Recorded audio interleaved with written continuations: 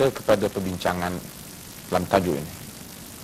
Seperti mana yang telah saya sebutkan, oleh kerana kita dibelenggu oleh perasaan takut ataupun rasa macam bersalah untuk bertanya mereka yang dianggap sebagai golongan agama, bertanya ataupun mempersoalkan kembali fakta-fakta ataupun perkara yang dikemukakan yang kita rasa kurang tepat ataupun keliru, menyebabkan banyak kadang-kadang tindakan ataupun amalan yang berlaku dalam masyarakat kita yang sebenarnya tidak menepati apa yang ada di dalam Al-Quran dan sunnah Nabi SAW.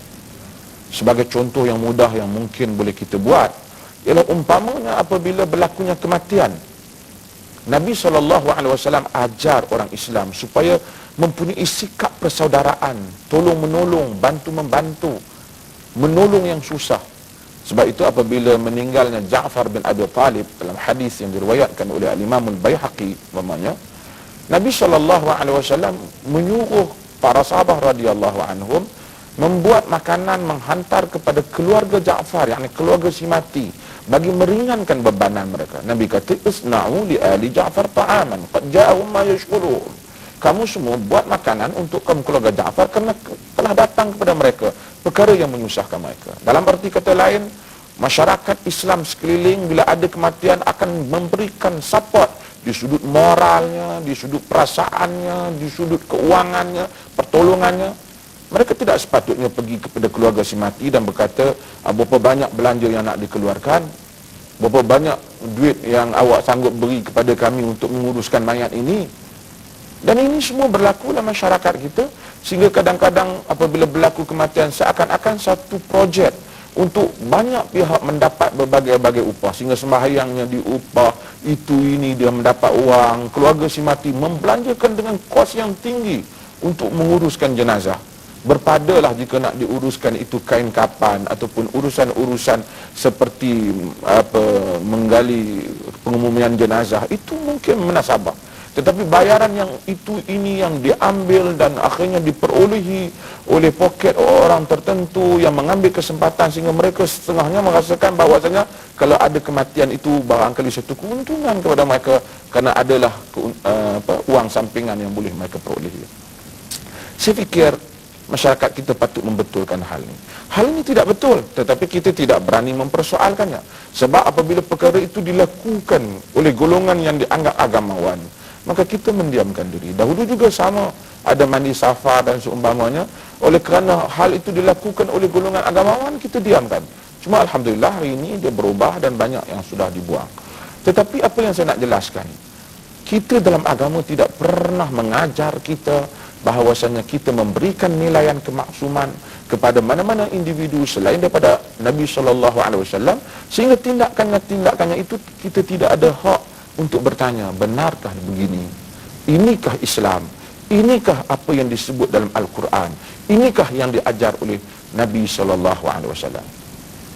Seorang sarjana Islam yang terkenal pada zaman ini, Muhammad Qutb umpamanya, menyebut dalam karyanya Waqi'un al-Mu'asir, menyatakan bahawasanya masalah kepada penuntut agama, pengajian agama ialah mereka telah bertukar, mereka telah menjadi penghafal fakta, hanya mampu menghafal tapi tidak mampu berfikir terhadap hafalan yang dihafal, tidak mampu untuk memberikan penilaian kritis, tidak mampu untuk memberikan pemikiran dan melihat nas yang dihafal itu dengan kerangka yang lebih tajam pemikirannya. Dan akhirnya dunia Islam berjalan, maka kadang-kadang kita lihat pemikiran agama itu tak dapat bersaing dengan apa yang berlaku pada perubahan moden ini, disebabkan banyak perkara-perkara agama ini hanya bersifat hafalan dan tidak ada satu keberanian untuk bertanya fakta-fakta agama. Sebab itu kita kemukakan tajuk ini, iaitu kita mesti berani ataupun kita mesti ada hak untuk bertanya fakta dan dalil apabila seseorang bercakap berhubung dengan soal agama, kerana agama ini dibina di atas fakta dan dibina di atas dalil. Seorang murid besar Al-Imam Syafi'i rahimahullah yang meninggal pada tahun 264, iaitu Al-Imam Muzani, menyebut bahawasanya aku menakalkan, aku meringkaskan ilmu Asy-Syafi'i, ilmu al-Imam Syafi'i. Dengan aku ingin memperingatkan, Asy-Syafi'i itu berpesan, jangan melakukan taklid buta kepadanya. Yakni jangan mengikut apa yang ia tulis, apa yang telah ia kata, tanpa memahami apakah dalil dan apakah hujah yang sebenarnya.